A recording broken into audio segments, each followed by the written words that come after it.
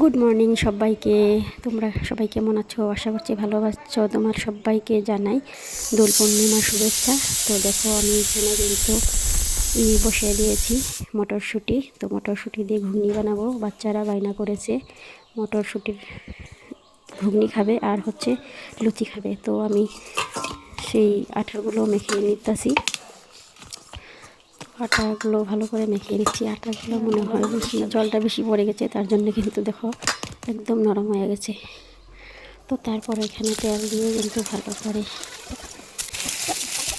কষিয়ে নিলাম মশলা টশলা দিয়ে। তারপরে কিন্তু সিদ্ধ করাটা ঢেলে দিয়ে তারপরে কিন্তু বানিয়ে নিলাম। তারপরে দেখো লুচিগুলোকে ভেজে নিলাম। তো বাচ্চারা বায়না করলে তো দিতেই হবে। তো আমার বাচ্চারা তো মিঠা জিনিস কিছু খায় না, কিন্তু তার জন্য ওদের জন্য ঝাল ঝালি কিছু করার চেষ্টা করি। তা কিন্তু অন্য কিছু খাবে না, যেমন পায়েস টায়েস ওগুলো কিন্তু খায় না। তো ওগুলোর জন্য কোনো দিন বায়নাও করে না। তো তোমাদের বাচ্চারা কীরকম খেতে ভালোবাসে? তো বাচ্চাদের জন্য তো আমরা সবাই সব করতে পারি। তো দেখো তার জন্য দেখো ফুলকো ফুলকো লুচি আর সাথে ঘুগনি বানিয়ে নিলাম। তো ভিডিওটা কেমন লাগলো প্লিজ কমেন্টে বলে